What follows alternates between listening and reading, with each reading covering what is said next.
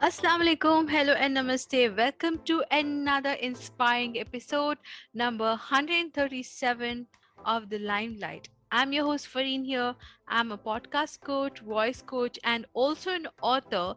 I have written a book called Before You Chew That Gum 11 Things to Know Before You Get Married for South Asian Men and Women, and it's available on amazon.in, also in US and UK. Well, today on a hot seat we have a very interesting personality. He has 32 years of service with Air India Security and Vigilance. He has also more than 19 years of experience in development and training as aviation instructor and software skill trainer. Presently, he is attached to the GMR Aviation Academy and also a guest faculty for airport handling courses. So, listeners, please welcome our dynamic guest, Anoop Kishore Bhatnagar. Hello, Anoop sir. How are you doing today? I'm good. I'm good. How about you? I'm doing great. It's a pleasure to have you on my podcast, sir. Thank you so much. And I have been very keen to have you on this show because I have seen your enthusiasm in during our meetings and the workshop. I thought, you're the best person to inspire a lot of people here. Thanks for the so much of enthusiasm to me, and it's high regard to you. Please go ahead. Okay, so thank you so much.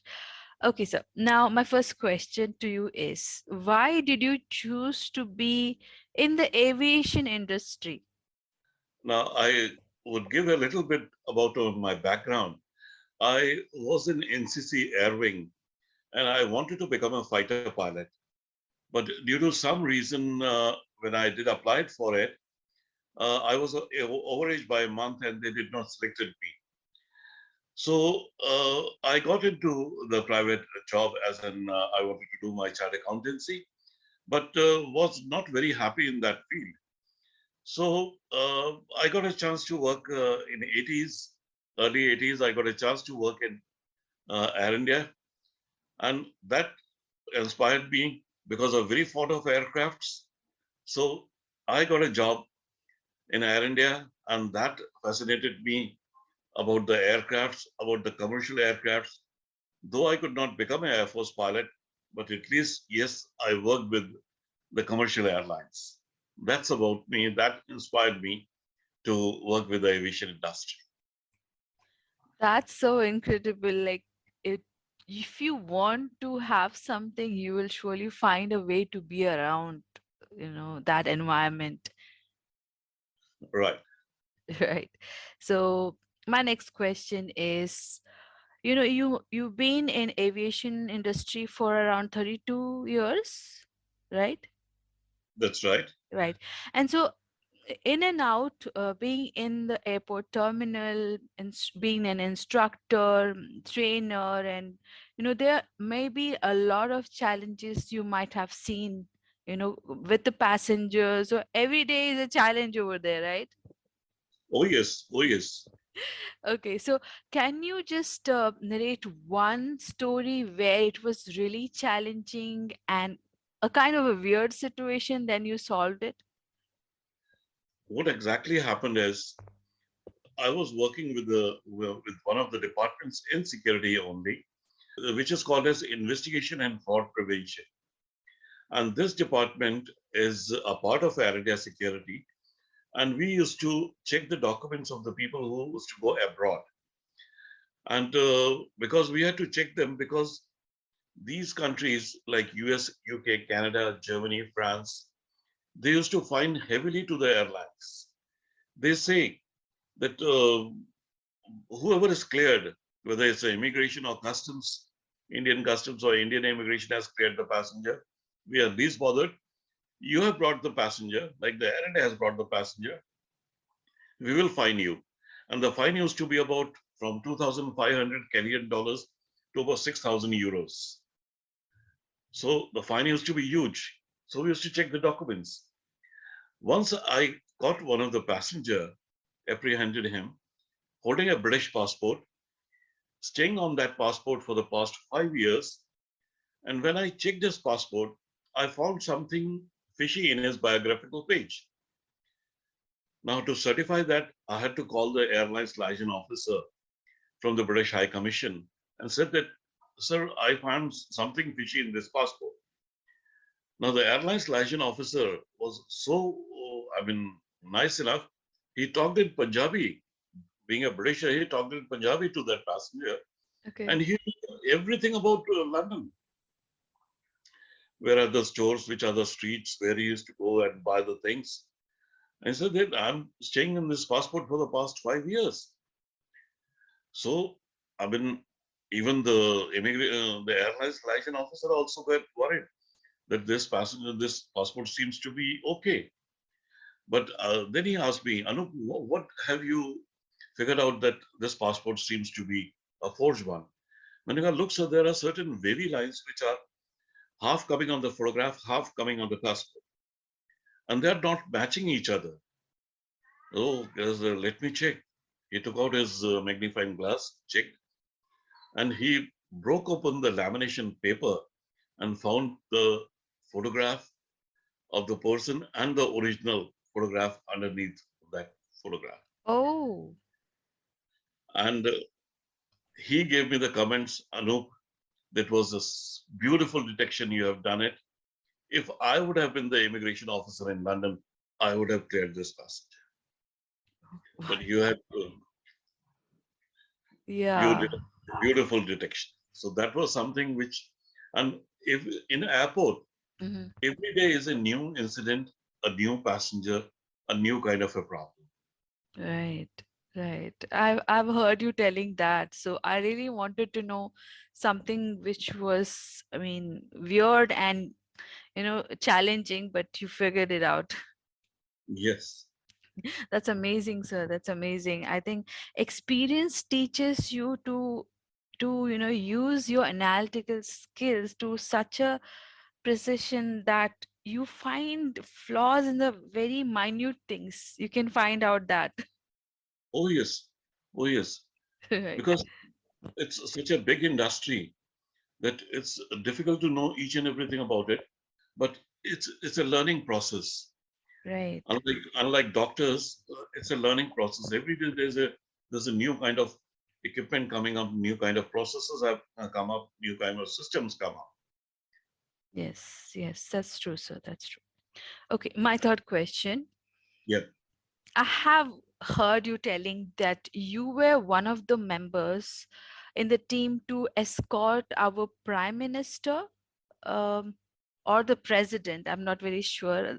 Yes, we used to go there whenever there was a visit by the Prime Minister or the President of India. Hmm. The team used to go there, which consists of over 18 to 20 people from different departments. Okay. Before the aircraft reaches that destination, you have to receive the aircraft, and then we have to be there in that country till the aircraft was back to India. Right, right. So I want to know, sir, like, how did you feel being in that team? It was really exciting to work with a different kind of people with a Hmm. different culture. Like we went to Iran, there was a language problem. Okay. Now, fortunately, my driver, which was given to me, knew little bit of English. So he became the interpreter Okay. for the other drivers. There were about 8 to 10 drivers, cars we had. And he became the interpreter for other drivers because Right. they used to speak only Persian. They did not knew any language. Okay. So it was difficult to communicate there. But it was a nice experience there, my first visit to. And another which we faced the problem was in China because we were solely dependent on the interpreters Okay. Yeah, that's true. because those people doesn't know English, and even the people from the hotel knew a little bit of English, Hmm. so we could able to communicate to them. But we were solely dependent on the interpreters. But we got to make sure Hmm. that whatever they are telling us is correct. So we used to ask the same question to two or three interpreters. If we get the same answer, that means it's correct. Yes, that is very important. That's very important. Okay, now after all these serious questions, I have a fun segment for you. Okay, Okay, it's called the rapid fire round, okay, and okay, I will be asking you three random questions about yourself, and you okay, can answer it in one word or a sentence. Okay, okay, okay. yeah. So the first question is, who is your ideal? Well, idol would I would say is not just one. Mhm. All the trainers which have trained me, all I've come across, they are all my idols. That's really nice. Okay, my second question is, tell us one hidden talent you have. Well, I could only say that I'm too systematic. Like you want things to be in a particular order? Is that what you're trying to say? Yes, yes, I want things to be in a systematic way. Okay. My third question is, if you were given a chance to go back in time, where would you go? Back to the aviation industry. Okay. When you started? Yes, where I started. That's cool. That was the end of my rapid fire round, and your answers were really nice. Thank you, sir. You're welcome. Now we are heading towards our last segment, where I would like to ask your advice, particularly for the people who have, retired. The first thing is people who have retired, and also a message to the younger generation. Now, first of all, I will talk about the younger generation. Young ladies and gentlemen, aviation industry is a very good industry. It's one of the fastest growing industry, though it's a glamorous industry. And this industry is not going to die any day. It'll keep on growing because it's the fastest means of transport.